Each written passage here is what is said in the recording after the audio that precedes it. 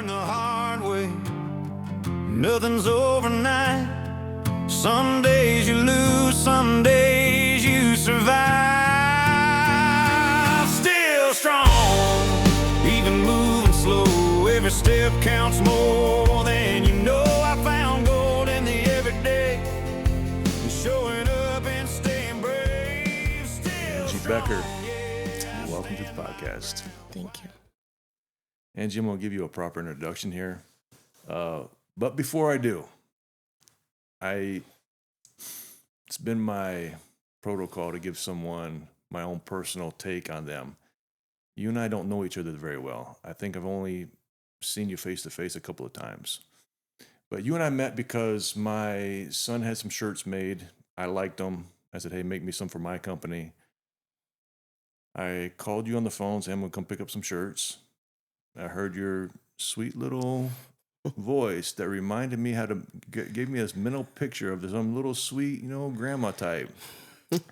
I walked into your shop, and man, I've never felt intimidated by a woman before, but I felt intimidated in your shop, and I couldn't hide my emotions. I'm like, girl, show me what you're doing. And we got the shirts, but behind your shop where you make all your shirt stuff, you had your gym. And you're showing me, and it fascinated me, and so much so that I need to know. I knew there was a story behind Angie, and I want to know what it was. So when we decided to do this Still Strong podcast, I looked you up and said, Angie, here's what I'm doing. Would you be on? And you're giving me the privilege to have you on here. Yes, thank you. Do you remember when I came into the shop? Yes, I do. I took you back and I showed you everything that we did. And I asked you, hey, what's your deadlift? And you told me, and I didn't want to tell you what mine was. Well, my biggest one is 564. Crazy. But for reps, moderate weight, I could do 315 for 6-ish a few times. My personal PR deadlift was like 2 weeks ago, which makes me feel good because at 50 you can still be getting stronger. Mm-hmm. But it was 420. Well, it's not impressive to you when you're doing 5 something. But I do what I do for me, and you do what you do for you, and we are not in competition. That's it. And I'm very happy for you that you did 420. If it was the first time, it's the best time. Yeah, no, it's good stuff, and that's why I got you on here.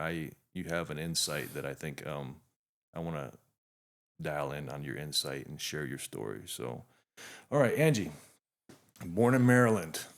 Yes. You've been married for 6 years. You have 2 children, a boy and a girl. Yeah. How are they doing?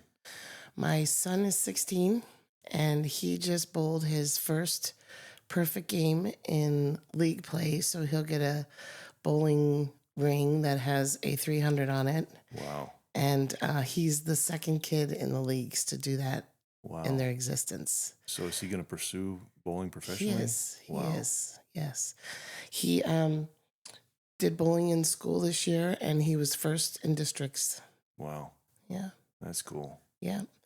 My daughter, she is, she's former military. She was in the Navy for 5 years, and she lives down by Fort Myers Beach. Oh, good. Do your kids weight lift or anything, or are you the only one? Well, my son dabbles in it. He takes it at school, but he has to kind of find a balance because it can affect the way he throws the ball because it's all by speed. And if he gets too strong, then he has to redo everything. So he just kind of plays around. Got it. You own a local company here called Turtle Shirts. That's how I found you. Yeah. You do screen printing, make shirts, hats, and all that good stuff. Yeah. We're gonna put that in the link. Yeah. And how long have you had that company? Since 2011, but our main focus now is garment manufacturing. We do the bowling shirts that you see on TV. Oh wow! The ones with the collar and the zipper and their names on the back and everything. That's what we do. You manufacture them. Yeah. Wow, I didn't know that. Yeah, and softball jerseys and Oh, good. Tank tops, hoodies. We make them all here. My grandson, he was in Pee Wee's for the Lee County Fair, and I was telling you about it, and you said you did a bunch of shirts for them. Mm-hmm. Yep, every year. Yeah, that's cool. Some of your interests. Obviously, the main one is you're a professional power lifter. We're going to talk about that. You like to play pool. Mm-hmm. You like to gamble. I do. You like to gamble. I need to gamble less, but I do like to gamble. I talked to you earlier in the week. Tell them that story that you told me. Oh, yes. So, I think it was Tuesday. I was at the casino and I started playing and I was up 500. And I should have probably went home, but I didn't. I walked around, they changed the cards. I came back to the table and I sat down in the same spot that I was sitting in and I gave back like 200 or 300 of what I had just won. So I got up and I walked around, and when I came back, the seat that I like to sit in, which is the first seat of the table, was finally open. So I moved all my stuff over there and I sat down, and 2 hands later, the dealer gave me an 8-9 of diamonds. Then she flopped the 10-7 ace of diamonds. So I hit the progressive bonus right off the bat, which was $200. And then she flopped the 6 of diamonds at the end. So I got a straight flush, and it paid close to $3,000. And the whole reason why you were there was because you're supposed to deliver some shirts to Yep. somebody, and you had to kill a couple hours. Yep. So they go, I'll just go over here, and you made $3,000 in a couple hours. So Yeah. Off of like $134. That's what I had in my wallet. You like to go to the beach. You like to travel. We're going to talk about this. You, in your powerlifting, you open up your gym to kids or anyone who wants to train. You use your expertise to teach and train, and you give back to the community that way. You coach for free. And then you have an event coming up in May. In May, I am going to nationals. In December, I qualified at states, and that allows me to go to nationals. Nationals is in Utah. I believe the Masters is May 11th. And then when I win that, I will go to Worlds in October. And the last time I went to Worlds, I came in 2nd overall. Wow. So this year we're going to try Masters because I've had the kidney issues and I haven't fully recovered from that. And I feel like I'm stronger now than I was before, but we haven't really had a chance to push me to see where I am strength-wise. So we're going to find out. We're going to find out. The last meet that I did, there was only 5 lifters. And that was the one I needed to qualify for states. So I couldn't really do much there because there was no time to recover in between your lifts. Most competitions have 3 sets of 10 or 12 lifters per flight. So the flight A, they go first, they do 3 squats. Then flight B goes, they do 3 squats. And then flight C goes, which is where I'm usually there and the last lifter. And then we squat 3 times. And then it starts all over again. Flight A benches 3 times and then goes down to C. And then deadlift, A goes 3 times, then B, then C. So it's a day-long process, but everybody is given the opportunity to rest a little bit to try to recover between their lifts and prepare for the next one, which allows you to perform at your maximum capacity. We can, when we go to talk about this part of the podcast, we can dial down deeper, but just, I had a little bit of anxiety just now hearing you talk about that because when I want to do something, I want to go now, and trying to negotiate those being ready and having to wait. Like you got to time it perfectly. So when you said it's an all-day event and there's these different tiers and you're waiting and trying to be rest enough, but also not so rested that you're not ready to go. Like, I feel like that's a balance when you're waiting all day and then now it comes time for you to do your lift to be ready for it. Does that make sense?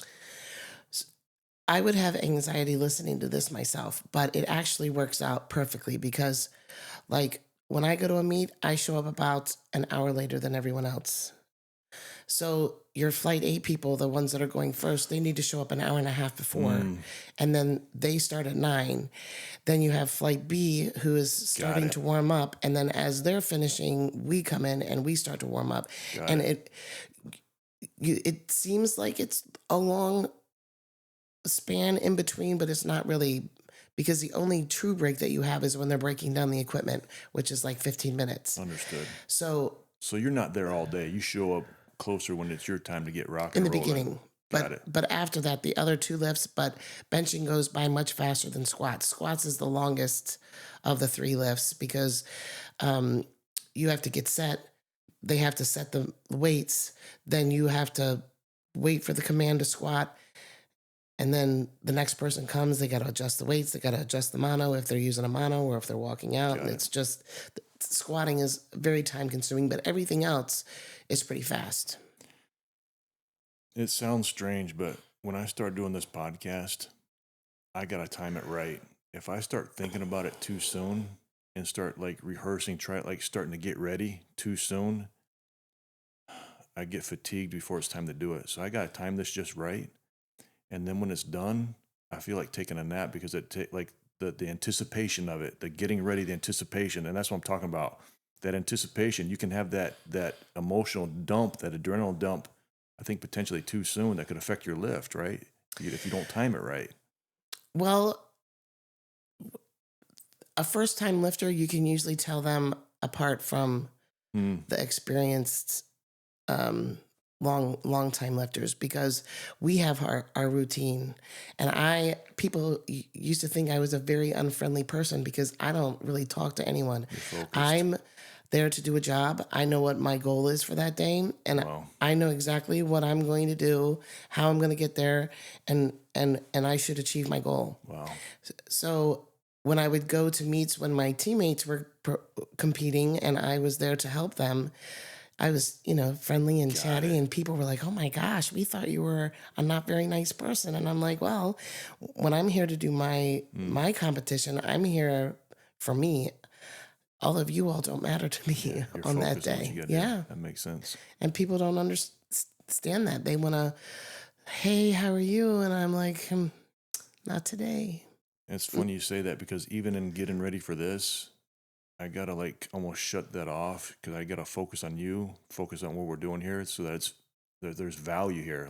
I'm doing a job right now. We're not just talking to have a conversation. I'm doing a job because I need to pull out that gold so that I can ask you the right questions so that it brings value to the table. So it's work. Yeah. So, and then lastly, Angie, you're 48 years old, girl, still lifting heavy weight at 48. I am. And that's another thing I want to talk about. How long can we do this for? There's this thing that says, hey, once you hit 30, you got to start slowing down and start not doing stuff. And here you are 48, pulling 500 some odd pounds. So that's encouraging to me. And I want to talk about that because I want to be able to use this body, keep it strong as long as possible. And I'm curious, how far can we go with it? Well, any kind of strength training, any kind of gym thing, if you do it properly and don't do the ego crazy lifting type things, and you keep your body, on a steady incline of getting stronger, and you do proper form and you brace and breathe and do all of the things that you're supposed to do properly, you should be able to do it forever. Man, that's awesome. It's just people get a little antsy or anxious and they want to be the strongest squatter or the best looking bodybuilder or whatever, but they don't want to compete. They just want to do their things on social media and they do crazy things that they should never be doing. So you really have to understand that this is it. This is all that you have. And if you want to protect it, then you have to train the proper way and do proper things. Well, good. Angie, before we get started, Everyone gets a Still Strong hat. You can represent us if you feel like it. When you actually, no, not if you feel like it. When you get first place in May, represent us there. I want to see that. Okay. And then you know what these are, Richardson 112s. These are supposed to be the best. So here you go, girl. They are. Appreciate you. Thank you. All right, let's get going. We're going to start from the beginning. Okay. You and I talked earlier in the week, just kind of get a game plan for today. And I said, hey, normally we start with childhood stuff. You know, that's when we're being developed. And you let me go through the whole process. And you said, hey, Keith, I'll talk about everything you want to talk to except for my childhood. Nobody wants to hear that. But then we sat in there and you kind of opened up a little bit and you kind of like talked about it. And I think I kind of gave you the vibe of what Still Strong was about trauma, hardships, how it developed us, and how we're not the only ones. Like we all go through something. And if my story can help someone else, then it was worth it. Right. Yeah. So I'm going to let you, I can see right now. I'm going to let you navigate this however you want to. But you said nobody wants to hear that. Nobody wants to hear that. And you kind of softened up a little bit. So, Angie, let's talk about your childhood. What events shaped you? What was life like for Angie the girl? When I was really little, like 5, 6, I was into dance and I played the organ and the piano and all those types of things. And my dad was in business for himself, and my mom worked for a community college in the area, and she worked there for many years. And as years progressed, my mom turned out to be a functioning alcoholic, and my dad wasn't around very much for a while. So it was just her and I, and a lot, and situations. Where was your dad? Was he? He was a museum exhibit fabricator. So he used to travel to all the different museums, especially on the East Coast, and install their cabinetry and fixings for the upcoming museum exhibits they were going to display. Wow. Okay. So I had a rough life with my mom. She was very abusive, and addiction is a horrible, horrible thing, and it is a disease, but it is much more difficult for the people on the opposite side than it is for the one with the addiction, because if they don't want help, they will never get help. And for us, we see what's going on, and our first thing is to help. And sometimes it can make things worse. So, but my mom passed away about 8 years ago from cirrhosis of the liver. And she died a very painful, sad life. I think this is Michael, what are we, 13? Is this our 13th one, 12th one? This is number 11. This is number 11. There's been this reoccurring theme that you never really know what somebody's gone through or is going through, especially when it comes to children and their childhood.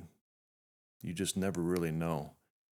And those things that in our childhood, when we're being developed, you know, they say between 0 and 7, like 90% of who you are is developed during those years. You know, your insurance drops off at 25 because that's when the final hardwiring is done at 25. And it's just impressed me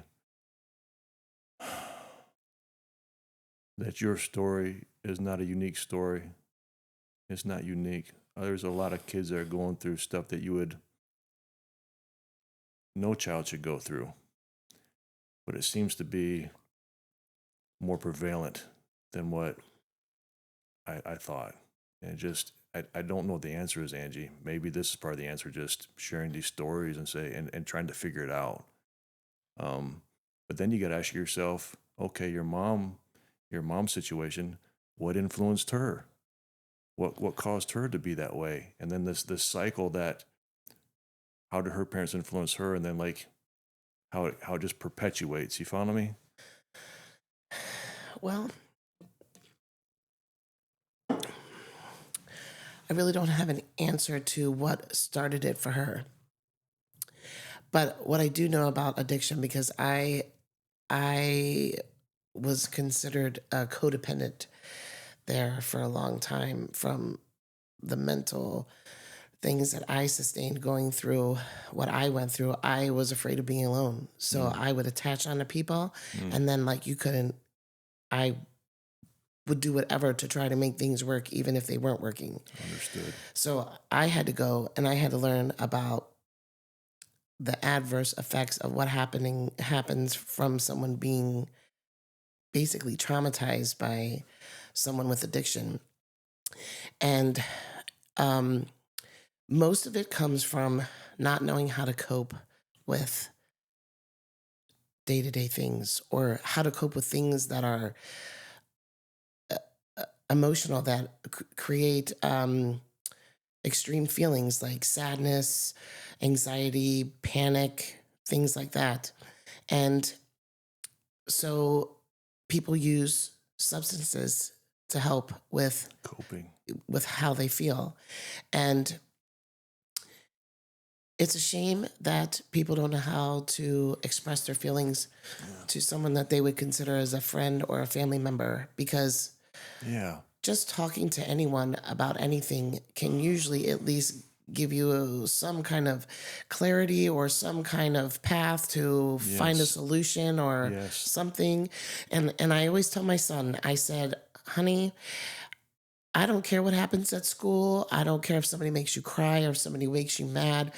But at the end of the day, if it makes you feel like you have emotions that you don't know how to handle, come to me no matter what.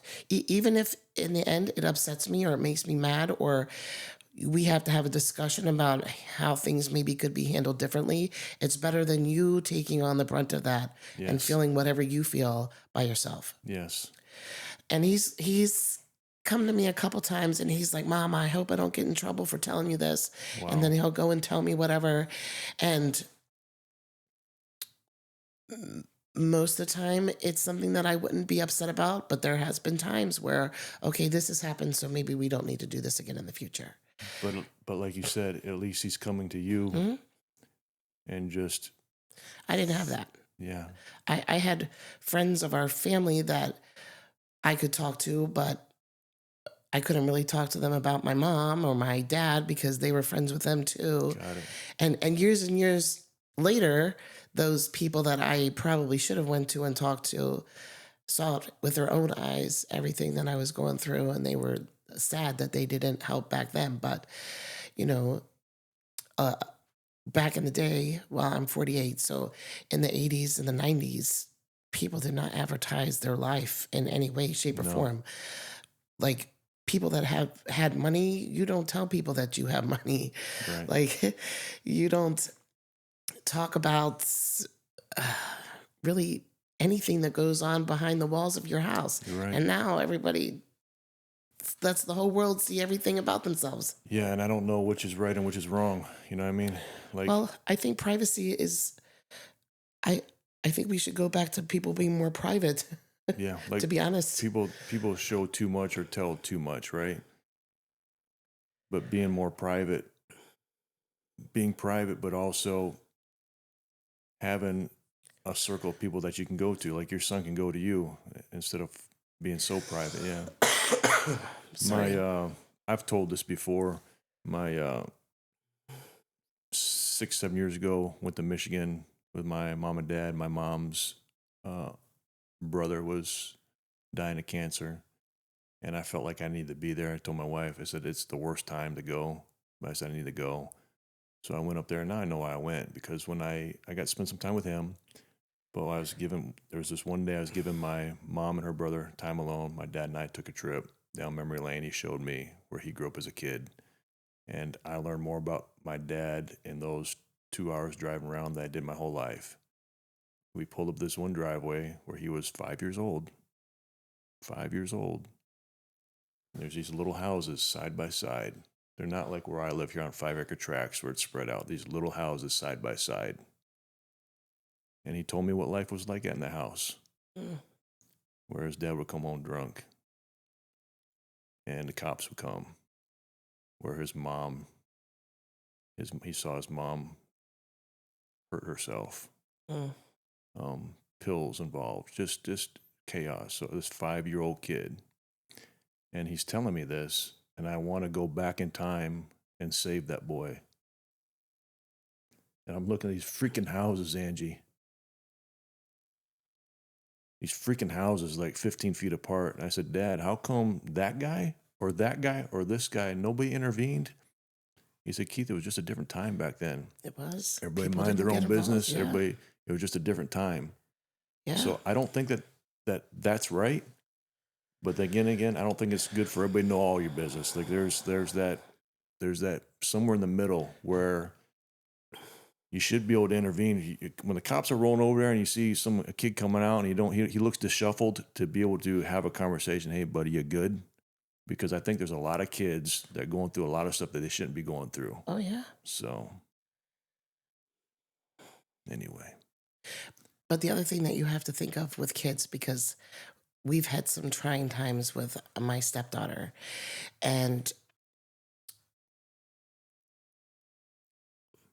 I don't know how to put this, but no matter what kids go through, and you're going to think I'm crazy for saying this, but no matter what kids go through, even when their parents are mean to them, they still love them. Absolutely. So when they see bad things that their parents are doing, and it may even be done to them as well, it's a different process mentally because they still love them even after that. Yeah. And it requires someone else that is seeing that to intervene, or the other parent to step in and say, hey, we don't do this here, or we need to fix things here. Yeah. And if you don't have that, then this is how the child lives. And, my stepdaughter, she is probably a master manipulator. And her goal in life for a very long time was to split up me and her dad. We were newly married, and it's supposed to be the most joyous time of your life. And the first 2 months were, and then the nonsense started with her, and it almost killed me, but it was horrible. It was horrible. And I would never wish that on my worst enemy. And if I never see her or speak to her again, it would be too soon. Really? Yeah.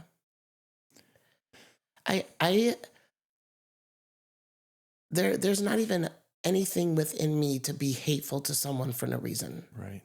There is not anything that anyone could do to me that would make me hate them for no reason. Right. So I have a hard time. I have a hard time with mean people.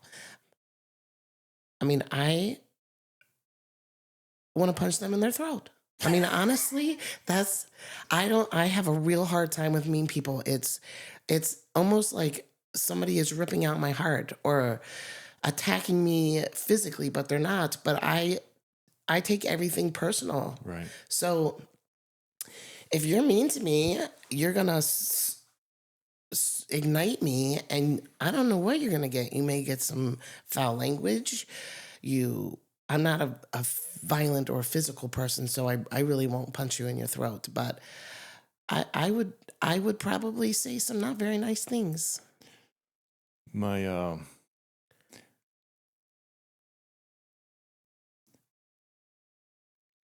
I'll go to another example. I had talked with I had my cousin on here a few weeks ago, and we were talking about what we're talking about now.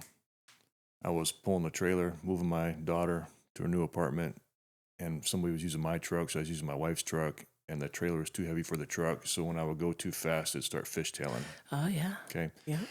So I'm on the I-75, and the slow lane is too slow. So I look behind me, and there was room for me to go around this person. So I start going around them, and it starts fishtailing. So I slow down a little bit, and I'm creeping up on them. I'm making headway, but then this guy behind me comes flying up on me, just riding close. I know he wants around me. I know he's mad at me, but I also know I can't go any faster. So here I am next to this car, and I'm just barely, Inching by.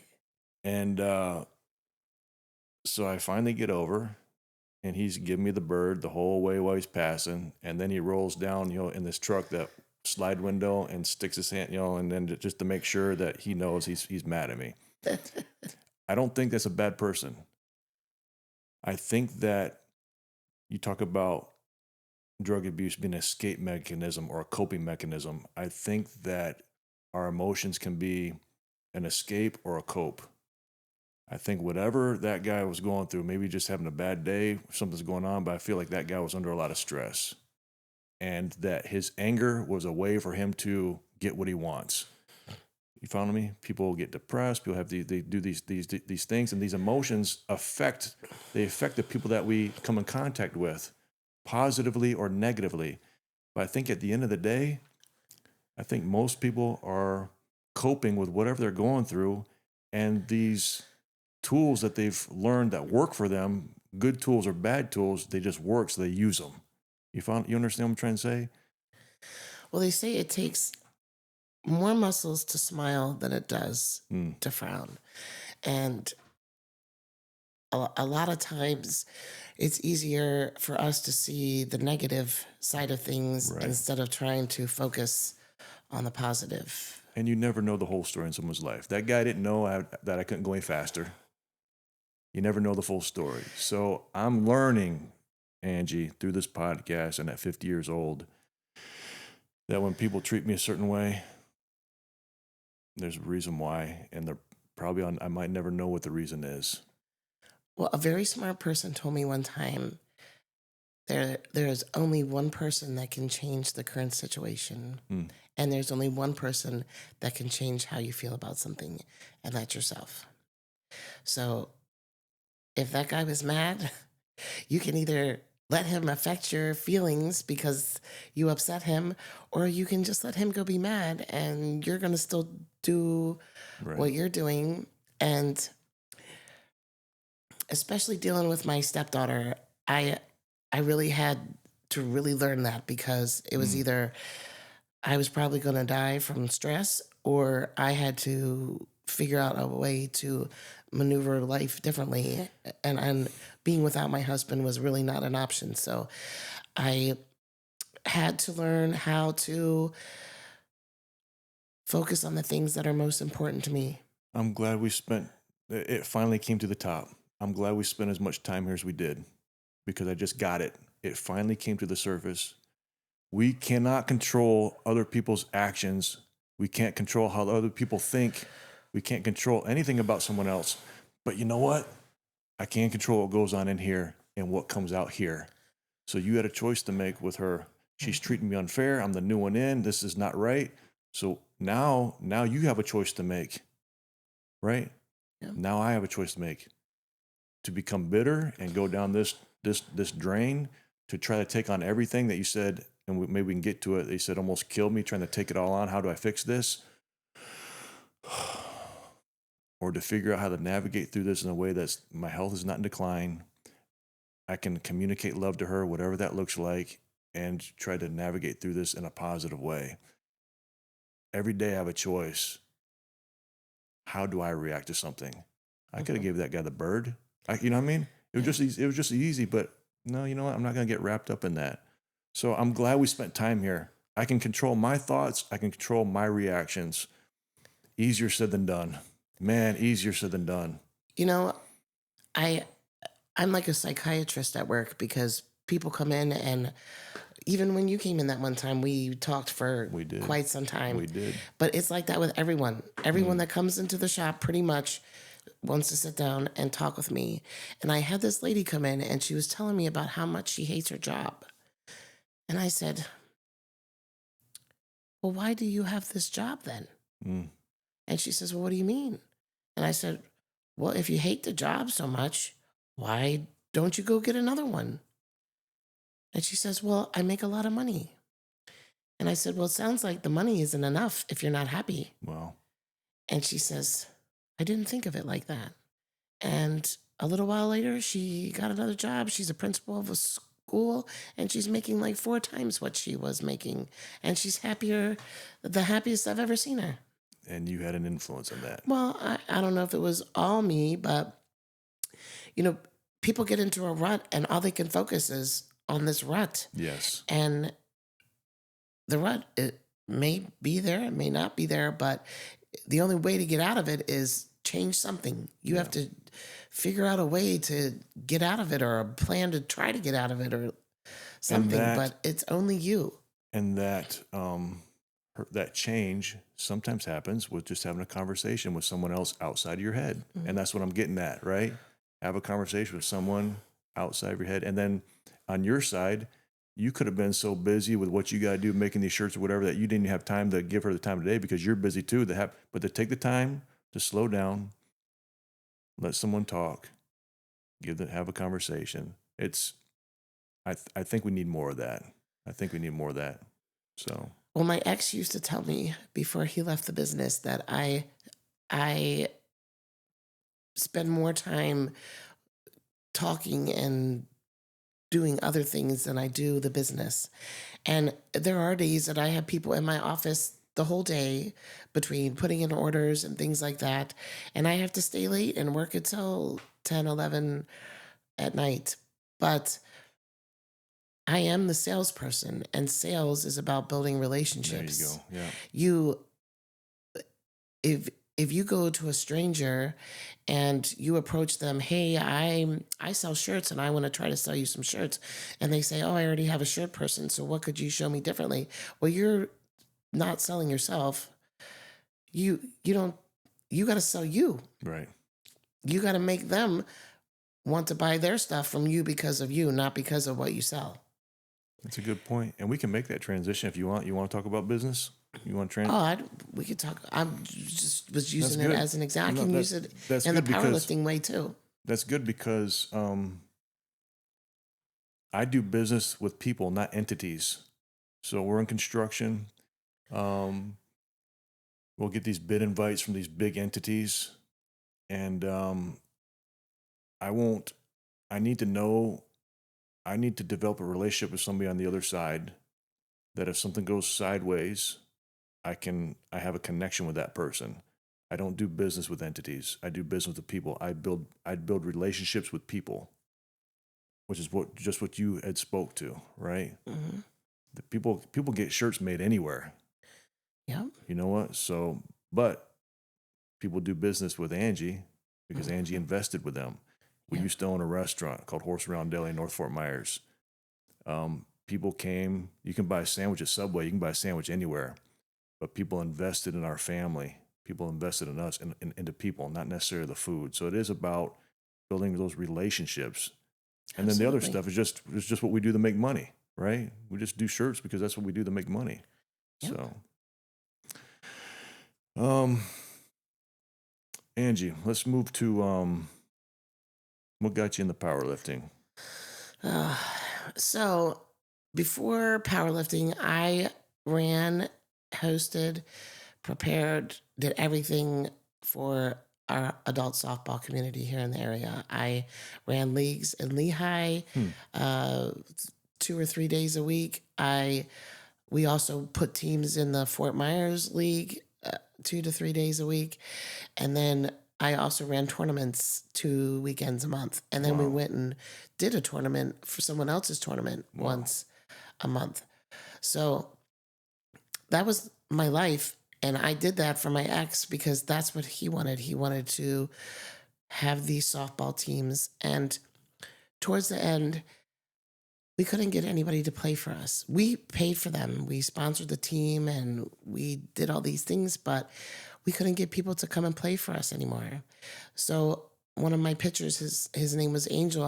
I reached out to him one day and I said, why don't you guys want to come play with us anymore? Because at at the tournaments, I would be running them. So I would either be working concessions or I would be getting teams going where they needed to go or dealing with the umpires, whatever. I really didn't get to spend time much with the teams unless we were traveling to another tournament. So I asked him, I said, what's going on? And he's like, we can't be around the way your ex treats you.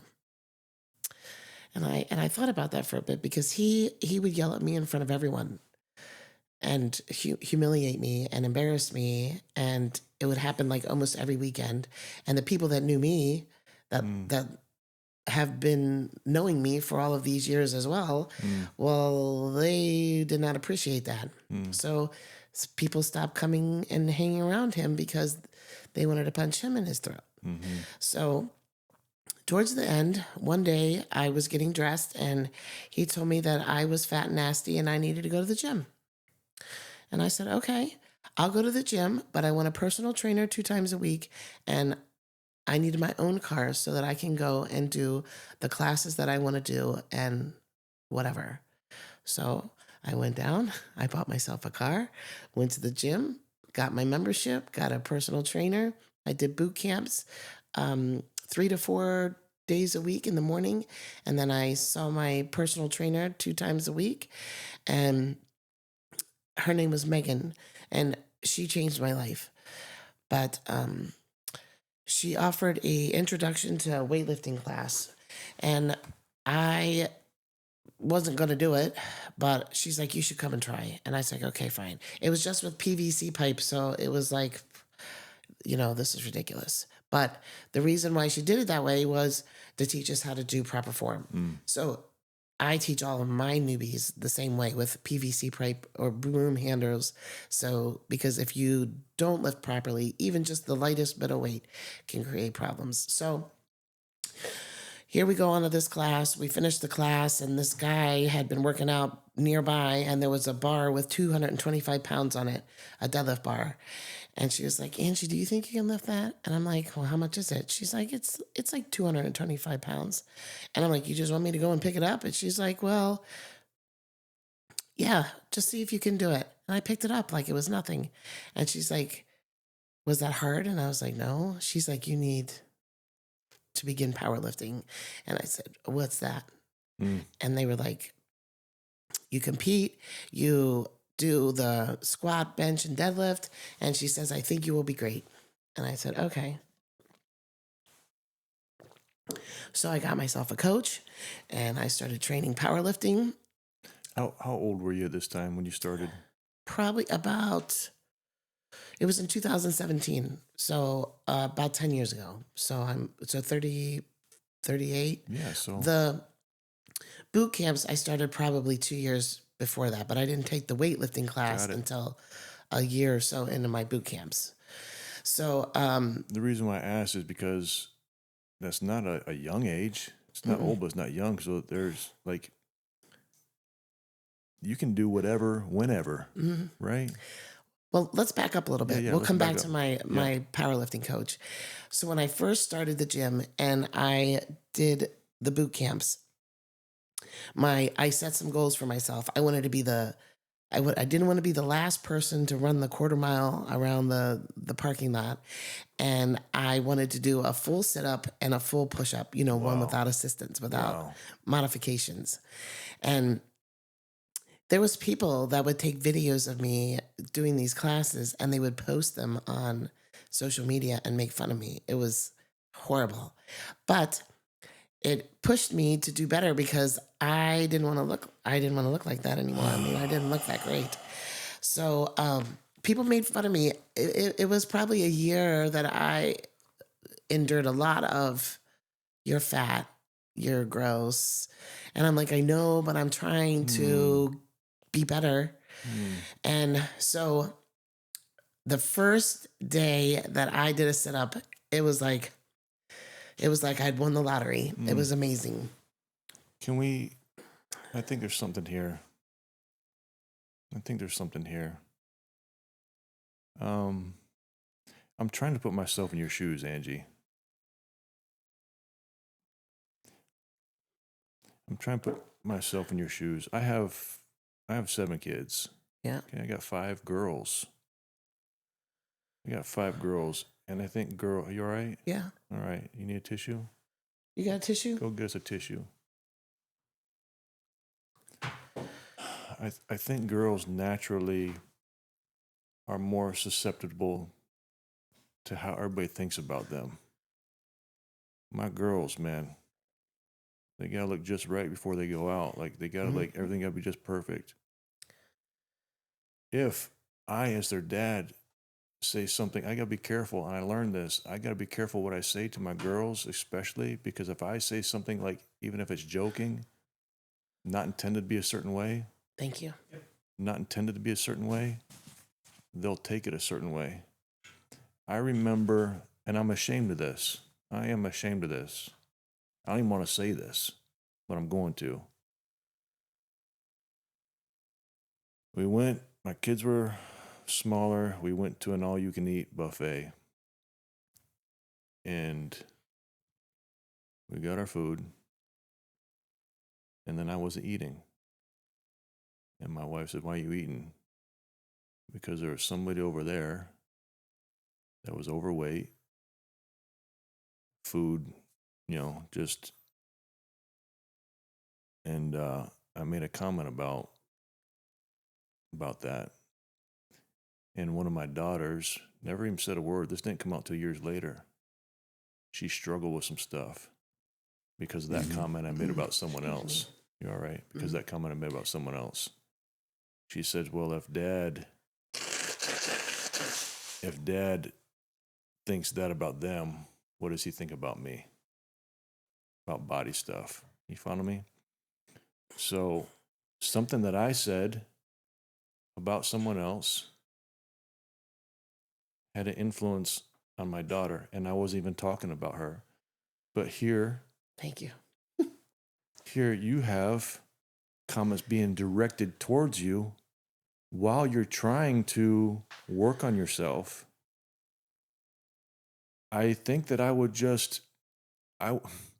go to a dark place. I don't think I would come to the gym the next day. I don't think but you kept going. So can we talk about that for a minute? Because I think there's something here that teenage girls, women need to hear. Because like I said, this platform is what we've gone through. Hey, here's what I did. Here's what I learned. So, and I'm not a woman, but I can feel this because I'm mad right now. I'm mad right now Yeah. that you're doing your thing and that people are, because I know you. Yeah. So let's speak to that for a minute. Those emotions, like what kept you coming? What kept you coming back? Why didn't you say, "Oh, yeah, you're right. I'll just quit"? Because then I would be giving in to them.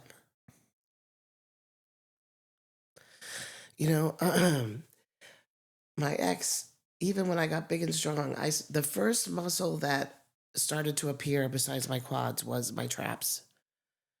And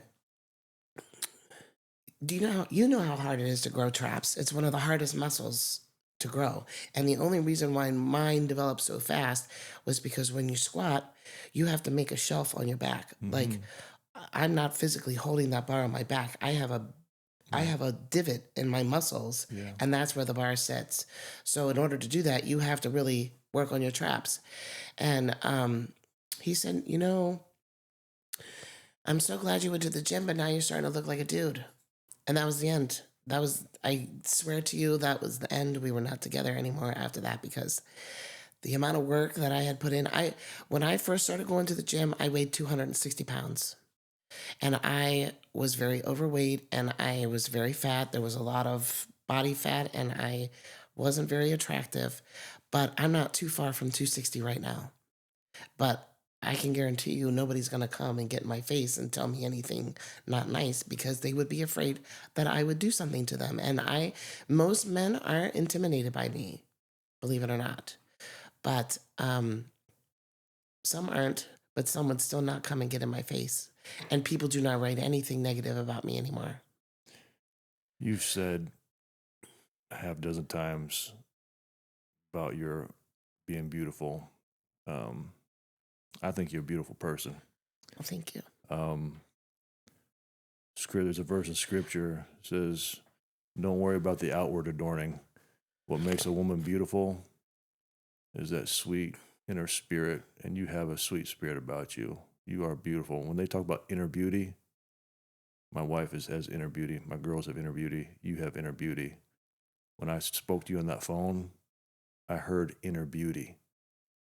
So I think you're over the hump right now. You know who you are. You know who you are. Like you said, you've transformed your physical body, but I think you're mentally, emotionally. Angie walks into a space. She knows who she is. Yeah. But for those teenage girls who don't know who they are yet, I think this is an important conversation we're having, right? Those voices that we hear, that can shape us, that can shape how we feel about ourselves. There are narcissists out there, and that is just the way they are, and you will never change them. A narcissist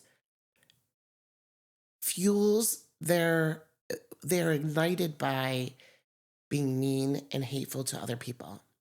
That's what a narcissist is they are using their words and their thoughts to inflict pain onto others. And they can be nice. I call them a false advertisement. They can act nice to get you to come. To draw you in. Yes. And then once they have you in, then they make you feel like you can't live without them, or you can't be without them, or you're the biggest piece of poop that has ever existed and are nothing without them. And you believe and then it. that's when life starts to take you down that rabbit hole, because they make you fall in love with them. So looking back with your ex, you had told me you were together 10 years. You said 8 years too long. Looking back, did you see the warning signs that you were just oblivious to early on? In the beginning, it was him and I were great, and he had a heart attack. He actually ended up having 2 heart attacks. And after the second one, he came out of it a completely different person. And that is normal, they say, for people that go through major medical procedures, that it can affect them physically and emotionally. And I had never heard of it before, but he came. I've never heard that before either with heart attacks, but with strokes, yes. Normally, like when people have strokes, they're like they cry a lot. Like their emotions change. I'd never heard about it with a heart attack before. It could be any major type surgery. So he had a second heart attack, and you noticed a shift in him, in his. Mm-hmm. Okay. Yep. So, before the heart attacks was when he asked me to marry him, and I did want to marry him, and I was going to marry him.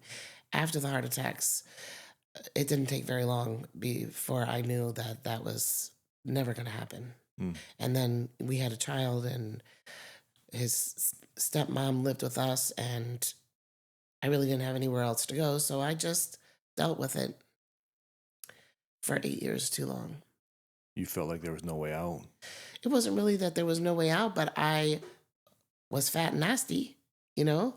He treated me horrible in front of all of the people that we were around almost every weekend. So who would want me? Mm-hmm. And that's how I felt for many years. Did you rationalize what he was saying? Did you like try to make it, well, he must have, did you like, what was the, just try to relive that process when you did, what made you stay there?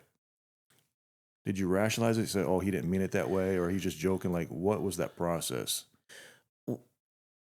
Well, it makes you feel inadequate. It makes you feel like you are worthless, or like who would want me? He thinks I'm nasty, so if he thinks it, everybody else must too. And then I was going through all the internet comments at the same time. Oh, that was just yes. It was like I still. People tell me I'm pretty all the time, but I just say thank you because I don't feel it. I'm sorry. And I hate seeing you wipe your tears right now. I feel like I'm taking you somewhere painful for you. And I'm sorry for that. But as a dad of 5 girls, thank you for allowing us to have this discussion. Okay? Thank you. Well, let's move on, girl. All right? Let's move Yeah. on. I can take enough heavy for I a while. wasn't expecting to do this today. I'm sorry. That's for sure. All right, thank you. That's very personal Yeah, thank that you're you. getting out of me today. Woo. Yeah, thank you. All right, so let's get past the nastiness and all the. Oh, let's go back to my powerlifting coach. Let's get it. Okay. So let's get to your powerlifting coach, and I have some questions for you. So let's get it, girl. Okay. You ready? So my first powerlifting coach was Pat Wilson, and he was Florida strongman. So he was strong. I don't know. Well, he did do some powerlifting, but then he left for powerlifting and went to strongman. I don't run, and I don't ever want to run, so strongman's not for me. But I met him, and he says, "Oh, there's a competition coming up," and it was a very brief time. It was maybe like 6 or 9 weeks, and he's like, "I think we should sign up," and I'm like, "I don't even know what I'm doing," and he's like, "Well, we'll work on that, but let's sign up, and then we'll go from there." I was like, "Okay," so I learned a squat, I learned a bench, I learned a deadlift. Can I pause real quick? Yeah. For people who don't know what powerlifting is, those are the 3 movements, right? Yes. Those are the 3 movements, Yes. the big 3. Okay, got it. So we prepared the best we could. I learned. I had to learn so much, but we trained hard. And whatever he told me to do, I did it. And my first meet, I was so nervous. I think I even threw up before the meet. But so at a meet, you go up there, you have to do your lift, and everybody's standing there watching you. There is no other attention grabber. It is just you. Yes. And they're all cheering you on. It's the most wonderful environment you could be at. So that drew me in at first. I wanted to do more of that, but I didn't qualify my first squat at my meet. I didn't get low enough. And it was embarrassing, and it was tough, and they could have disqualified me completely, because if you sign up for full power and you don't get the squat, they usually don't let you carry on. But they let me pay the extra fee to do just bench and deadlift. So I at least got to finish the meet, and I at least got the numbers for my bench and my deadlift. Okay. Your first meet. Yep. I think there's something here again. Oh gosh, this one won't make me cry, I promise. I think there's something here. So you said, hey, people are cheering you on. Yeah. So let's relive that. I don't want to walk through this first meet, because we just went through some dark stuff about people comment. Here you are, you're busting your ass working, and people are making comments for you. Yeah. Now here you are with this heavy load on your back, and people are cheering you. Let's go. I can feel that energy right now. So, but you lived it. Just walk me through it. Just relive it and walk me through it. So for squatting, the top of your knee your hip crease has to go below the top of your knee. How much weight did you have on your back? Do you remember? This first one? It was just 300 pounds. What do you mean just 300? You want to know my max? Oh, my boy's over there laughing at me. Don't laugh. Just 300 pounds. You want to know what my max squat is? 315. And I just did it last year. I'm not a strong squatter. Man, these last 2 guests have been humbling for you, huh? 315. So you said it was just 300. Just 300. That's a lot of weight. It is a lot of weight, but it wasn't to me at the time. My problem was. Hold on, man. You gotta pull that mic close so we can hear you once you get done. My problem was the depth. All right, so you had 300 pounds. Mm-hmm. All right, so let's go. Here we go. So the first time I tried it, I was so nervous. I think that everything shook the whole time I was trying to squat, so we didn't get that one. The second one, I thought I got low enough. The video seemed to show that I was low enough, but the judges didn't give it to me. And then the third one, I think I was just, all of the emotions had just taken over, and I think I missed the command on the third one, so I might have Oh. got it. But with powerlifting, it's really important that you know that it's all about control. Mm. So with powerlifting at all, if your coach doesn't teach you about the commands and nothing's fast, like Mm. when I bench, it's time under tension, and I bring it to let it rest on my chest, and then I wait for the up command, and then I press it up. There is very few people go like this, because if you do, you're letting loose everything, because people bring it to their chest usually, and then they do like the pump to get it off. Yeah. Well, there is none of that in powerlifting. Okay. You have to control the bar down, let it rest on your chest. The bar has to come to a complete stop. Then they call press, and then you got to press this bar up, and then you got to wait for them to say rack. So it's all about control, and that's the only way that they can really judge powerlifting in the most fair way, is everybody has to do it the same. So with squats, you stand up or unrack the bar out of the mono, and then you look at the judge, and the judge will say squat, and then you have to go down below parallel, and then you have to come up, and you have to wait for them to say rack, and then you can put it back into the stand or into the monolift, whatever you're using. For a deadlift, there is no start command. The minute that your hands touch the bar is when the lift begins, and then you have to bring it up into the lockout position, knees straight, elbow straight, and then once you are locked out, they'll tell you to put it down. And that's it. That's powerlifting. It sounds simple, but I know it's not. It's not at all. There's so many things. There are so many things. Powerlifting is, I say it's 90% form and 10% air. Error? Air. Your air. Oh. Your air. 90% form and 10% air. Because if your form isn't good, thanks. But I'm not crying right now. I know. Just in case. If you're using proper form and you brace, you hold your breath while doing this lift, it should be successful every time. Especially, so for me, one big difference between watching you and I train, someone would notice right away. It doesn't matter what is on the bar. If it's the bar, a quarter, a plate, or whatever, I walk up to it the same way. I load it the same way. I move my feet the same way. Everything I touch when I squat is the same, no matter what it is. Same intensity, same everything. Same everything, because that's what I have to do on the platform. Got it. So if I don't do that as second nature, and I walk up to the platform and I can't remember what I'm supposed to do, that's going to affect the way that you do your lift. Got it. But it doesn't. If you watch my videos, especially if it's one that starts from me walking up to the bar, it is the same every time. Exactly. I don't change anything. I had a guy in last week. His name's Vadim. He's an Olympic weightlifter.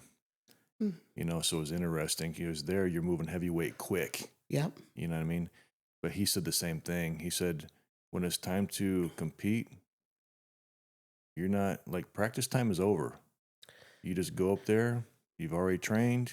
You just get it and you go. Like, it's just, now it's just time to do it. Yeah. So listen to you talk about, like, I see a lot of overlap with his, how he in the moment does it, because a lot of it, what he said was what you just said. Different powerlifting and Olympic weightlifting is different things, but in the moment is the same thing. Yeah. Yeah, just get them to do it. We should look like a robot. Anybody that does any lifting sports should look like a robot every time they do it. It should be the exact same. You should be able to look at a video of their meet from a year ago to 2 years ago, and it should look the exact same every time. And most of us are that way. What about, I asked you about what were the emotions for that first lift. We kind of got off that first meet. We kind of got off something else, which is okay. We're good. But Well, because I never qualified, because I never got my squat, I never really got to feel that emotion. But my first meet was amazing, and I fell in love with the sport and the people. the community. Yeah. Awesome. Maybe we might cry a little bit more. No, I'm just kidding. But they are a big part of my life. Even though I don't appear friendly to most new people or people who don't know me, they are a big part. That's cool. Everybody needs a community. And when you find your community and what you do, you know what I mean? Everybody needs their community. It sounds like you found yours. Yeah. Yeah, especially when I just brought it up and you're getting teary-eyed again. Yeah. That's good stuff. You know, for young women who maybe don't have their direction or haven't found their way, try to find something you love. Maybe it's reading, join a book club. There's women that still do that. I don't know where, but I know there are. Or knitting, crocheting, quilting, anything really but gaming that requires other people. There are people that do it. There's people that play cards that you can go and join that group. There's church groups that do different types of things. There's some church groups that the girls just plan monthly trips and they go do it with the girls. So you really need to find something that you enjoy. And even if it's only once a month or once a week, you need to go and do that, because if you don't feel self-gratification, that's just time spent on yourself. And people say, oh, well, I go shopping or whatever, but that's just you.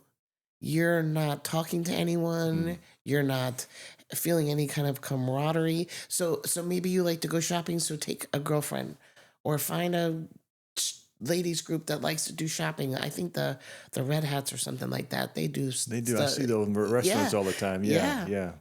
But being alone is not good, what I mean by that. It's not it's good. got to be something that involves other people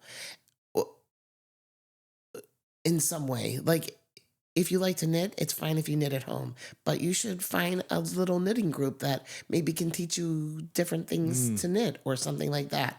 But you have to feel like proud of yourself. You have to find a way to, I learned this today from Joanne or Joyce or whoever, and they taught me how to do this. Or I can read better now because I learned how to skim through the middle of the page. There's so many things that you can learn, but you have to find something that you love, and you have to invest in yourself. Even if you have 1 million kids, you still need to find time to invest in yourself at some point during the week. Thank you for sharing that. Three comments I'm gonna make on that one. The last one, I don't even want to say it, but I'm going to. The church I go to on Wednesday night, they have different groups, and one of them's a women's group. And my wife, my girls go to that group, and they just come back always talking about how good it was, just being around other women and the things that they're talking about, and it has a positive effect on them. Yeah. I have another daughter that she works all the time, so she has a hard time getting into groups. But she found this freaking app, and I'm not going to say her name because I don't want to embarrass her.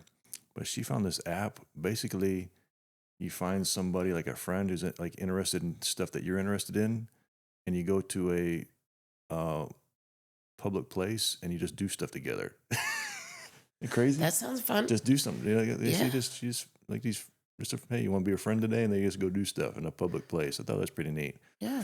The thing that I didn't want to say is because I'm going to have to be accountable to it now. I don't like doing team stuff. I don't like doing group stuff.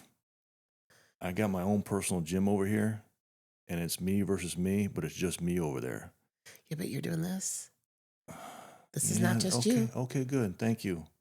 Okay, good. This is you having to communicate with other people. Good. It doesn't have to be a group. I was afraid I was going to have to join a freaking CrossFit gym or something. I don't like being around people too much. You can go and do that. And no, I'm not doing that either. So I got a friend of mine, he does these ultra marathons, and it just got in my blood a while ago. Like, I wonder if I could do that, but I didn't want to do a team thing. I didn't want to do a group thing.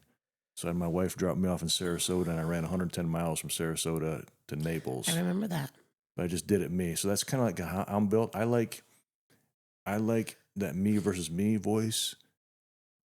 And I have a small circle. I don't have a lot of friends, but maybe there's something there that you just brought up. Maybe I need to open that up a little bit, have a little bit bigger community.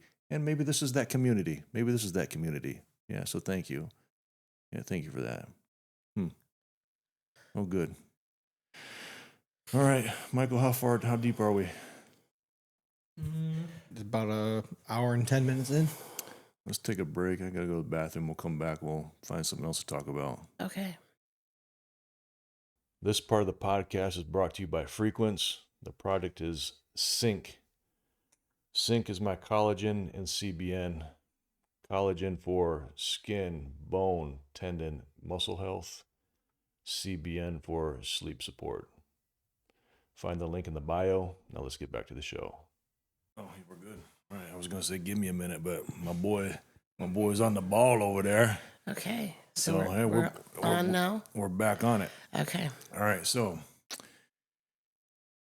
in regard to your powerlifting, can we talk about training? What's a training cycle like? How long is a training cycle for? Like building up to a meet. Let's just walk through that real quick. Well, not real quick, but how long you need, yeah. So we have meet prep, and then we have playtime, we call it. Let's talk about Meet it. prep is 3 months prior to the meet. And so during those 3 months, we are preparing for our 1 rep max that's going to be at the end of that on the platform. In the beginning, I gained a lot of strength fast, so I was getting PRs every time. Now it's very hard for me to get a PR. Usually, we try to go for a total so I can try to win. And I won in December, and then I won the meet before that as well. I won overall the open. So a lot of things. So for those 3 months, I trained 3 days a week. Okay. 1 day squatting, 1 day's benching, 1 day's deadlifts. And then after I finish my primary workouts of the squat, bench, or deadlift, I have accessories afterwards.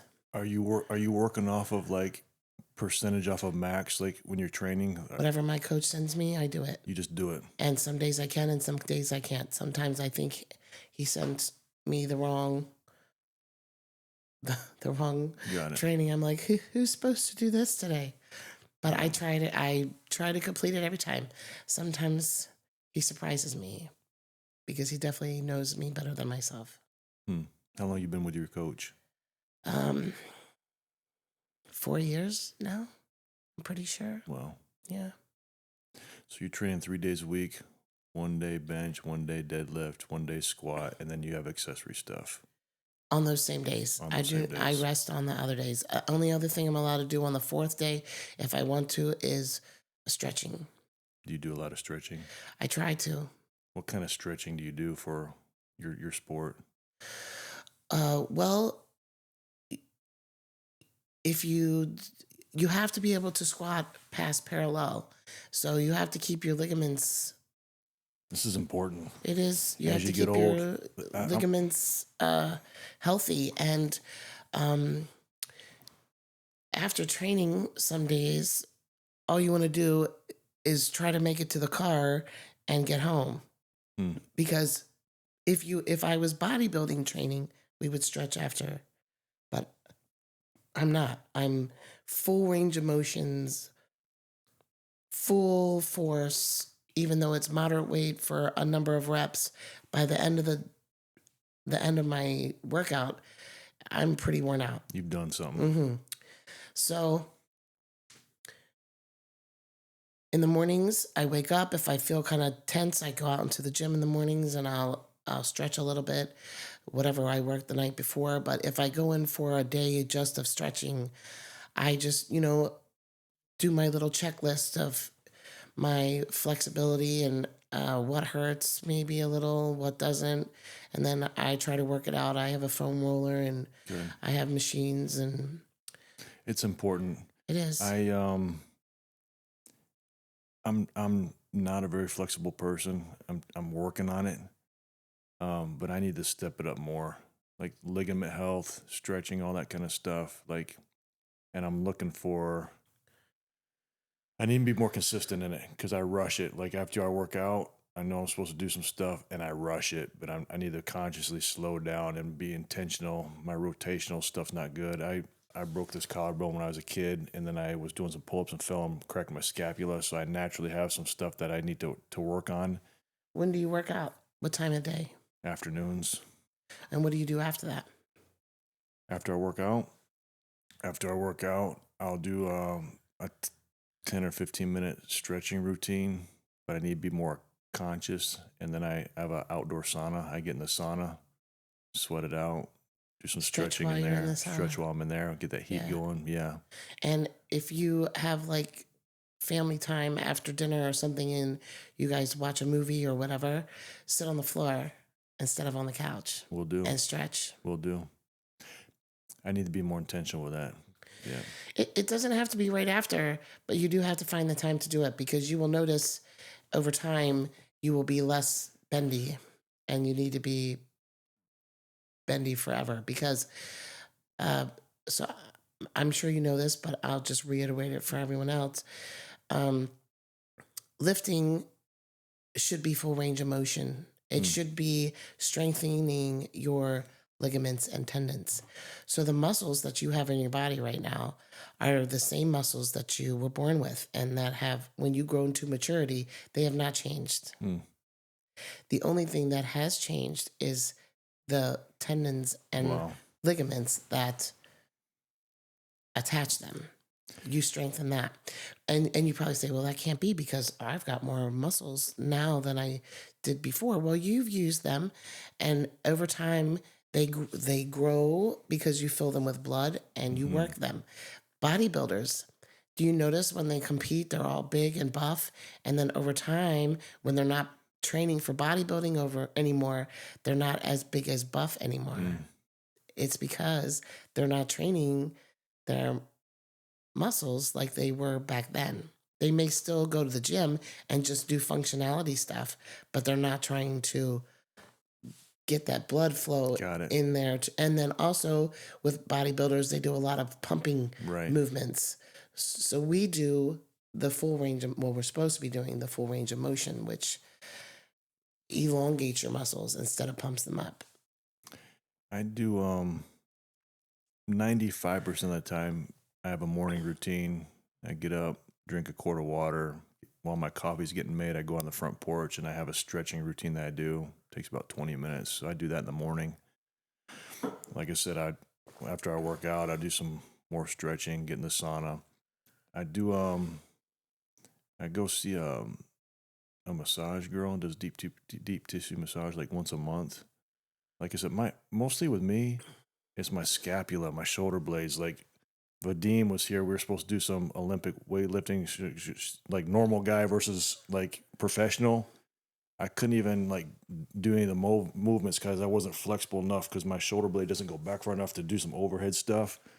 So we have some content that I'm embarrassed to put up because I literally have like a broomstick and I'm working on my mobility while he's doing some heavy, nice stuff. So do you do massage? Do you do like any of that kind of stuff? Like as a professional, like what's your care when it comes to that type of thing? I used to go get a massage, but I found that foam rolling my own self is wow. better. Okay. Because they cannot push on you the amount that you can lay on a foam roller and let all of your body weight sit Good to know. onto that. I used to spend a lot of money on massages. It's expensive, isn't it? It is. I do have a chiropractor that I see when I hurt myself, That was my next question, chiropractic. but we don't do adjustments as much. She does if my hips are off, but other than that, I'm in and out in 5 seconds, really. Unless I have an owie, then she has to deal with that, usually with the laser or put it like my elbow. For like 6 months, I had a problem with my left elbow and it kept going out of socket. Wow. And I went to her and I said, I cannot bench more than 225 pounds right now. You poor thing. It, You it, poor it thing. hurts. Listen to this poor girl. I can do that. Yeah. All right, so go So ahead. she took my arm like this, and she had her arm on this side, and this is up against her body, and whatever she did, it sounded like a gun had gone off into my elbow. And I said, "What did you do?" She's like, "It was out." Wow. And then I didn't let it really heal, and now it's good. I can bench perfectly Nice. fine because I've had to make some adjustments to start letting things heal. Otherwise, It's good as you get older, especially you as a professional, to understand your body mechanics and to know when something's off and know how to navigate through it. I'm afraid that as we get older, the average person who doesn't know their body, they get used to a new ache and pain and they just, oh, well, that's my new normal. And they just keep like limping through life with it. You know, Yeah. especially now with where we are in history is medically, go get it figured out. Go get, hey, I got this bothering me. It could be something simple. And then like, oh, okay. It doesn't have to be a new normal. it happened when I was trying to open up my grip for benching because I watched these girls that their their back is arched, which it's supposed to be. If you can get that really high arch, it's more beneficial to you. But they open up their grips and the bar only moves like a Couple little inches, bit, yeah. but it's considered a good lift. And it's still a lot of load on them, even because these are little girls. Right. So I was like, well, I think I'm going to try to open up my grip. That's how I hurt the elbow. Mm. When you start lifting and you find the way that works the best for you, Stick with it. you should. Because everybody has been trying to get me to switch to I do conventional deadlifting, but there's the sumo deadlifting. Yeah. And I am flexible enough that I could probably do it. But it would take me so long to retrain myself. I mean, Right. I do it as accessories. I do it already as accessories, but it would take me so long to retrain myself. By the time I got to that, my conventional would probably be even stronger. Oh, man. Yeah. So, whatever you decide in the beginning, I mean, I'm sure people convert halfway through and that's their choice. But whatever you decide in the beginning, you've decided to do it this way because it feels good to you. And lifting should feel good. It shouldn't hurt. And if it does hurt, then you probably should try either a different way or try some other movement. So I picked conventional, and I'm glad you did. I will never switch. I'm glad you did that sumo. And I'm sorry if people that sumo did lift. But that don't look like a real one to me. Like that conventional looks like you're doing something. That sumo, I've tried that sumo before. I'm afraid I'm going to drop that on my toe or something. Like that's a lot of weight on there, but it's something about conventional pull just looks like. There are some sanctioning bodies that are considering taking away the sumo.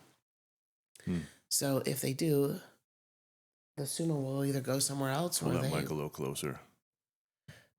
if they do that, then sumo will either go to the meets that allow them or they will have to go back to conventional deadlifts.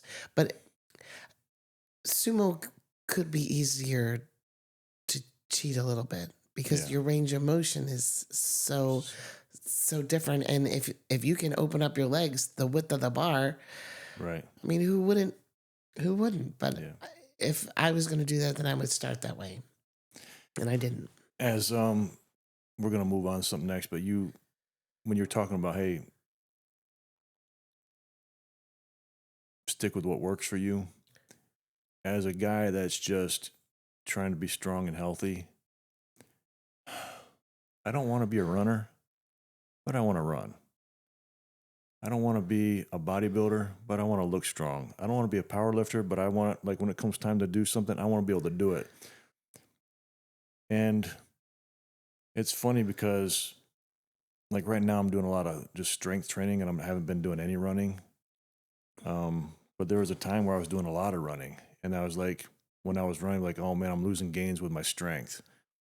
But just for the average person who just wants to stay healthy, you don't have to be so strict when it comes to movements and stuff like that. Just do something, right? You don't have to be so strict. If you're really worried about that, then do a test. Like,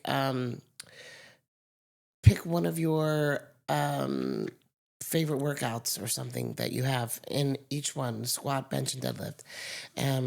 And so we'll use this as an example.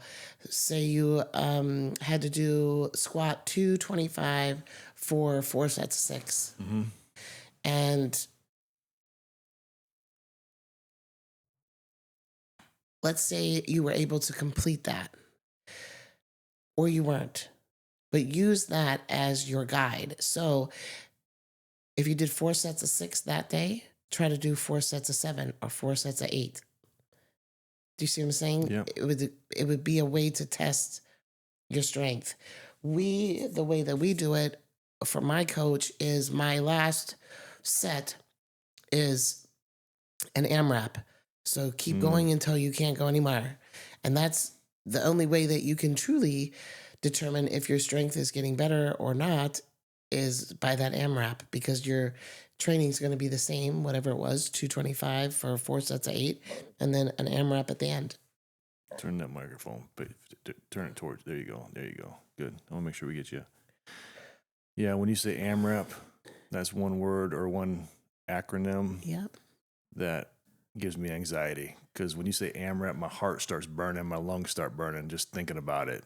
As many rounds as possible, right? As many as possible. Yep. And what your brain says is possible, what your body says is possible, sometimes 2 different things. Like my brain wants to shut off before, oh man, anything you do as many rounds as possible. Your brain says, all right, I've had enough, but you got to keep going. You know what I mean? When it comes to that AMRAP, I hate that word. I hate that word. That's not meant to be like all out until you cannot function anymore. It is for us until you get to a point where the perfect example with benching, when your triceps give out, that's it. There's not one thing that you can possibly do to bench more when your triceps are done. True. So it's very easy to find that with all 3. When your legs are done, if you did goblet squats as your tester, when your quads are burning, that's it. They're done. Yeah, as many rounds as possible in 15 minutes. 15 minutes is a relative amount of time. 15 That's minutes more when you're doing CrossFit, yeah. I know. When you're doing something for 15 minutes that you like to do, it goes quick. When you're doing something for 15 minutes that your lungs are on fire, is like hours. So Yeah, we don't do all that. Yeah, no, you don't do that. I think I need to be a powerlifter. But for strength, that would be how you would test if you're losing it or not. To pick something that you can gauge. CrossFit, really, you can't, because you could have a good day or a bad day. Yeah. But with powerlifting, if on October 13th, 2024, you benched 225 for 4 sets of 6, and then you did an AMRAP of 13, and then 2 years from now, you looked back there, but you did the AMRAP for 25. Well, obviously, yeah. So CrossFit and powerlifting are like not even close to the same thing. No.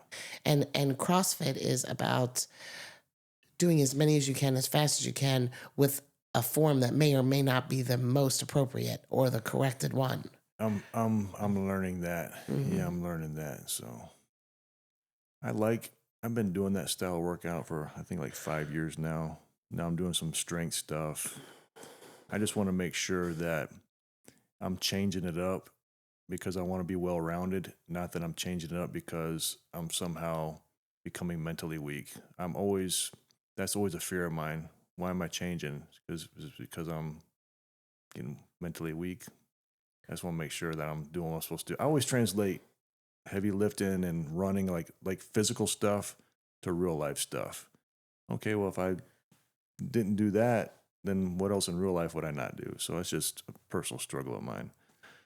Let's talk about some of your achievements. Let's hear them. So The biggest squat that I've ever squatted is 601 pounds.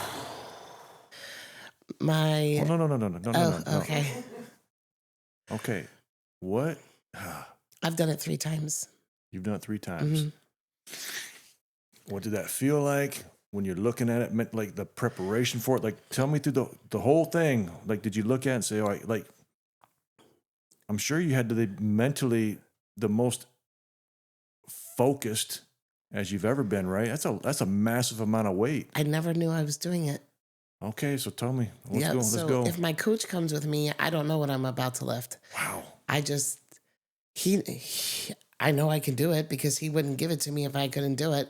So I just go and do it, and I give it my all every time, and most of the time I'm successful. There have been times that I'm not, but it wasn't for lack of trying. So he put 600 pounds in the bar and you didn't even know how much it was? Nope.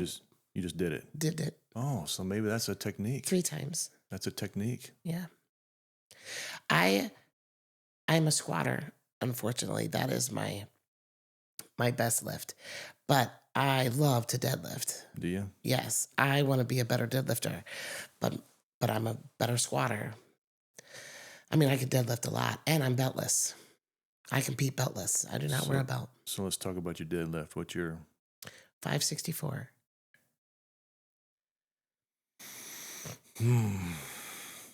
I can just see the tension getting pulled out of that bar right now at 564. That's Yeah. that bar is like that. Yeah.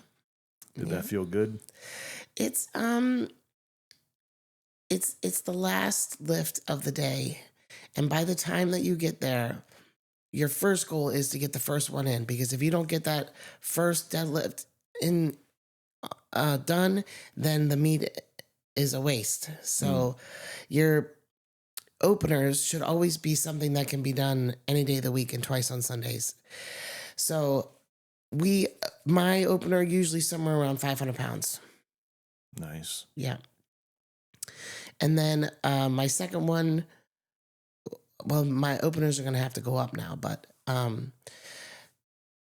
it just depends on how much you have left in the tank at the end of the day. But if you don't get that first lift in, you're done. You don't qualify. You talked about beltless. I didn't realize until maybe a few years ago, a belt doesn't necessarily support your back. It's about bracing, right? That breath, giving yourself some tension for that breath, the brace. And I'm not a professional, but I know You should not be using one. I know what it feels like to have a belt, and that I can brace better. And I noticed that when I'm going for something heavy for myself, if I have that belt on, I don't know, I feel like I have 5% more power if I was to translate to percentages. Does that make sense? It gives that something to brace against, gives you an extra, something like extra in the tank. So you're telling me don't use it. So why? Well, you're not a competitor. And I am a competitor, and I don't use one either. But the stronger that you are naturally is better than using. I use a belt for the squat because you have all of this stuff on your shoulders, and you're using the belt to brace to hold all to that. But with deadlifting, a lot of people do wear them, but I found that it affects my ability to maintain my air. Okay. So when you see all the girls peeing on the platform, Never seen it. never seen the videos? No. Well, there's a lot of them that do that. Michael's over here nodding his head, so he's watched them all. Okay. So when you put that belt on, it is compressing all of this, everything. And then you're pushing from the inside out. Right? Well, when you deadlift and you do it conventional, where is your stomach when you bend over? I don't know. It's on your thighs. Okay. So what do you need to brace? You're already braced against your thighs naturally. So when you put on this belt and you press up against everything, it affects your bladder. Okay. It affects your lower abdomen, your intestines. Some people blow out the other end. And for what when you already have a natural brace You're in a position there, to brace. yeah. Got it. And plus most people look extremely uncomfortable trying to deadlift with a belt on. But to squat with a belt is okay if you're going super heavy. Because you don't bend. Got it. It's to keep you upright. But to deadlift, don't deadlift with a belt. Got it. If you're gonna go do a competition, then that's on you. That's up to you whether you want to use a belt. Well, I don't want to piss myself in front of everybody, so I'm not doing one either. The men don't do that. It's the women. All right. It messes with their bladder. All right. But you are training to benefit yourself and to look good naked. That's what we call people like you. That they like to look That's good what you naked. guys call me? We Yeah. just talked about name calling. Because you don't. We just talked compete. about name calling. You don't compete, so you just like to go Oh, to the my gym to goodness. look good naked. So you're judging me Yep. now. Oh my goodness. There's 3 types of people at the gym. Well, there's 4 types actually. There's ones that go there to be social. There's ones that go there to look look good naked. Then there's the bodybuilders and your powerlifters. That's the 4 classes of I lifters. just want to be strong as long as possible. Yeah. So don't use a belt. You don't need one. I won't. If it is too heavy for you to use, then you need to lower your weight and do more Okay. reps. Okay. And then after you do that 3 or 4 or 5 times, then you can up the weight and do less reps and see how many you can do. Got But it. if it's too heavy, then don't do it. Come back, do less weight for more reps until you can. What's your max bench? 315. I got it this year, last girl. year, at 47 years old. Good girl. Yep. It was, that has been my goal for so long. Really? Yeah, and I don't even know I only have one goal right now that I haven't achieved, so I have to make new ones, and I haven't figured out what they're going to be yet, but that was the goal that took forever to accomplish. And I remember my one coach that I had before the ones I have now, he used to tell me I squat like a bear and I bench like a bee. Well, that day I did not bench like a bee because there was like 140 women in the world that had benched 315 pounds. Wow. Oh, good And I'm girl. one of them now. Wow, that's amazing. Yeah, They had to make you feel good. it did. And it felt like 315 pounds. It was. But you did it. Yep. So now we go on to other increments. But my one goal that we're working on now is to squat 715 pounds. Yeah. That's the current world record is 715, and I want to beat it. That's cool. What do you do for you said that you don't like earlier in the podcast, you said you don't run. Do you do anything for cardio? The next time you're in the gym, what's your max deadlift? 415. So do 200 for 4 sets of 10 and let me know how you feel. I already know what that feels like. I know. Yeah. That gets my heart racing. Okay, so why do I need to run? I'm just asking you. You don't gotta get If all you see defensive this- about it. Hey, listen, If girl. you see this running, you ain't gotta you be better flex- run too because you ain't there gotta be is something flexing on me chasing like you. that. But we call it powerlifting cardio, and it will kick your butt just as much as Absolutely. yeah. And sometimes when we're off season, which we've not even talked about that, I do conditioning training. There is never a run anywhere on the paper, but I do have to do. We push the sled, we drag the sled, we do step ups, we do bar jumps, we do all that kind of stuff. So don't think that all I do is squat, bench, and It was deadlift. just a question because I'm interested in this, and I haven't been, like I told you, I haven't been doing any running lately. But when you said, "Hey, you ever do some deadlifts and even some squats, like for reps?" It gets your heart going, and I'm breathing heavy. Oh, yeah. And in my mind, I was afraid, well, I must be breathing heavy because I've been running enough. That's why I asked the question. You follow me? Well, when I was you like, run, all you my breathe. conditioning must be going down because I shouldn't be breathing this hard. It's So, not the same because you have weight. You have to be able to hold that load and do it that many times. mhm. So when I bench or when I squat, I try to hold my breath for like 3 or 4 reps. And then when I'm up, take another breath and then hold my breath for 3 or 4 reps. Or you could do the little breaths where you take that big air and then you just bring in little breaths in between each set to try to get through it. But you still have all that weight on you that you have to get up and down every time. Okay. That helps me because like I said, I'm always afraid that I'm somehow getting weak in some aspect of my life. You cannot breathe through a lift. It doesn't matter if you're doing 5 sets of 10 or 4 sets of 4. It doesn't matter. You cannot break that air in between, in the middle of a lift. It will hurt. You will hurt something. You'll tweak this or tweak that, or you'll feel it hurt. Yeah, I've done it all. I want to save enough time because I want to show you my gym. Okay. And you're dressed for it. I was wanting maybe do a little session with you real quick if we had time.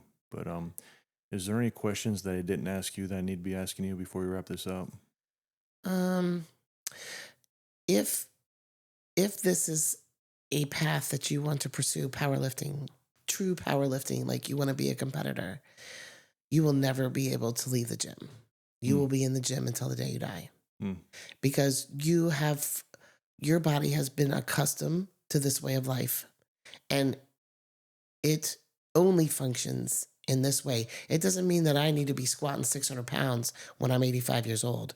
That's not what I'm saying. But you have to continue to work your body the way that I have been working my body for almost 10 years. Wow. I cannot just say, okay, I'm done. I'm going to not lift anymore. That is not an option for me. And it wouldn't be an option for you probably anymore either. And I don't want it to be an option. Like, we're doing this kind of stuff to be resilient in life. Like, I wouldn't want to stop. But you gotta look forward to doing it. You gotta want to do it. You're not gonna want to do it every day, but you're gonna want to do it the majority of the time, right? It's my therapy. Yeah. It's my therapy. That's why I work out in the afternoon, because it dumps my stress. Yeah. And the words to live by are, if it hurts, don't do it. Okay. Especially as you get older. Yep. Either figure out a way to do it so that it doesn't hurt, or figure out why it hurts, or just don't do that anymore. Like people that, tear things or whatever. Sometimes they can't do whatever it was that they tore or use it properly anymore. So do other things. Maybe work on stretching and the mobility in that area, and just do lightweight. But you can always do something. Yeah. If you stop using something, it atrophies. Yeah. It dies. Yeah. I was going to ask you a question. We started out talking about some heavy stuff, some trauma, some stuff that made Michael bring some Kleenexes in here. Do you think that any of that stuff that happened early on, and you being into power lifting, moving heavy weight, like what we talked about was freaking heavy, emotionally. Do you think you're good at what you do now because you used to walk around carrying some heavy emotional weight? Do you take any of that and channel it in powerlifting? Do you think even subconsciously that might be happening?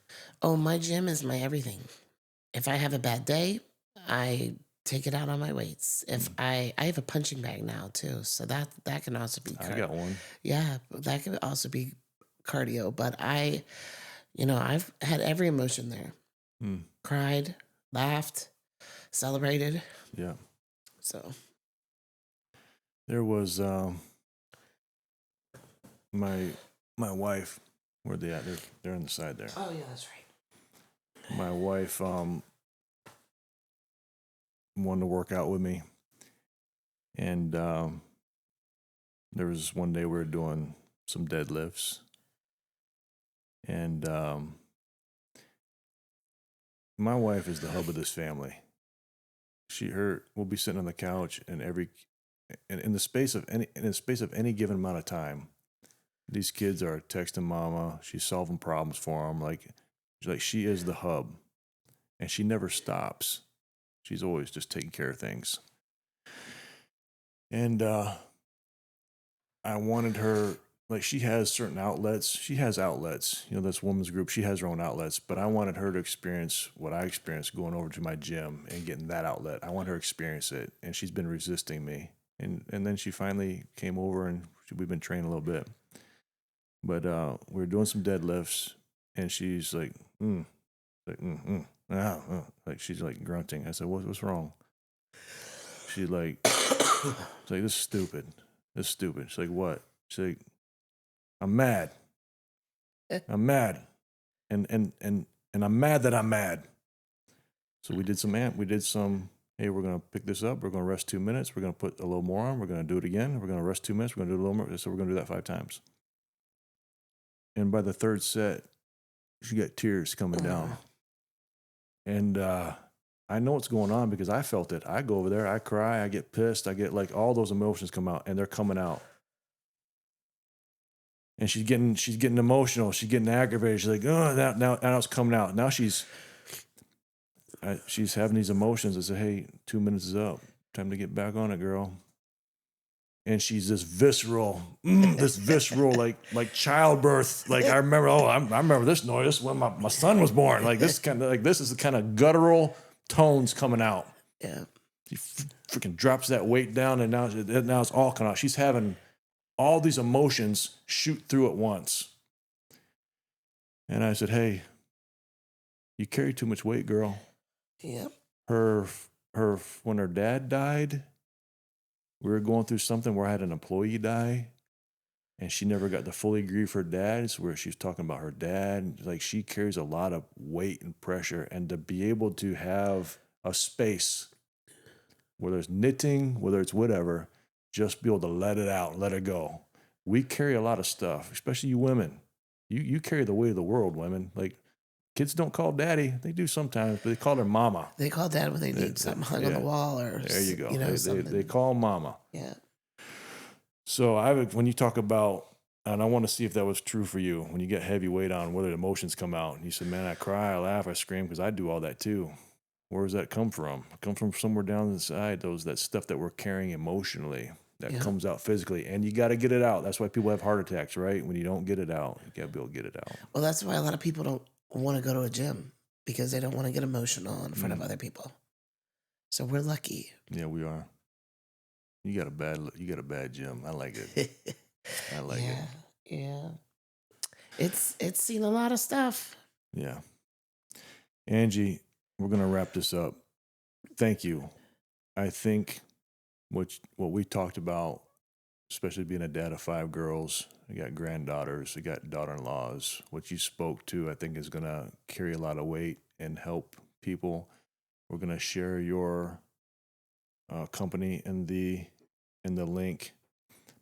Is there any way someone can get a hold of you if Anytime. Pardon me. you got when you post the link, the phone number to the store will be on there. okay? And I can give you my email. Well, you have my email. I have it. We'll share that stuff. I just want to ask you first. We'll share that stuff. Anybody that wants help, or anyone that has thought about lifting or powerlifting or just strength training but don't know where to start, I will help you. Perfect. If you want to join a gym and you want me to come and show you how to use all the equipment properly and how to do workouts or how to do the movements, I can show you all of that. All right. We'll share all that stuff. And again, thank you. I know it's painful for you, but I think it was some value, and I learned some stuff. So thank you. I'm gonna let you have the final thought, girl. Close it down however you want. I've said so many things today. I know you did. I guess the quote that's on the back of my singlet, but I can't remember it right now. It's by Muhammad Ali. It's something about. I know what it is because it's on your Facebook page. Yes, it is. I looked it up this morning. Let's see if you can remember it before I find it. To be a great champion, you have to do something, and then if not, you have to pretend. Mm-hmm. To be a great champion, you have to. I don't know why I can't remember it. I have it on the back of all my singlets. Here you go. Read it. It's on the top right there. Does that refresh your memory? To be a great champion, you must believe you are the best, and if you're not, pretend you are. That's right. Yes, and I agree with that 100%. What does that mean to you? Well, perception is everything. Perception is everything in life about anything. The way someone perceives you is how you look to them. Mm. And if this isn't arrogant, so please don't take it that way, but when I walk into a meet, people know who I am. They know I'm probably going to win, and they think it's great, you know?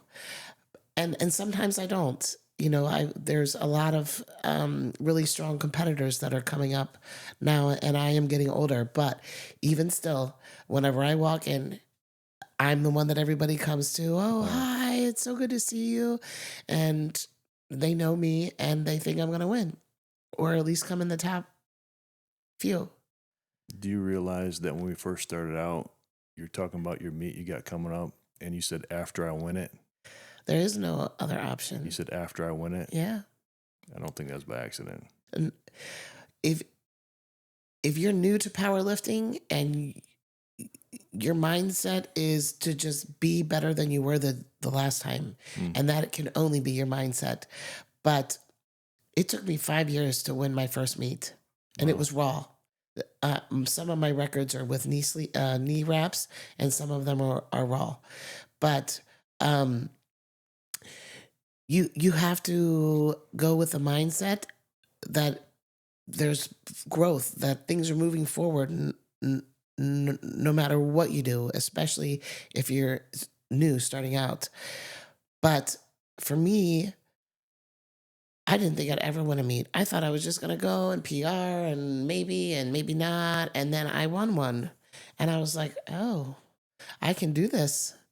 And that changed me. The first one that I won, it was completely unexpected. They called my name and I was like, what just happened?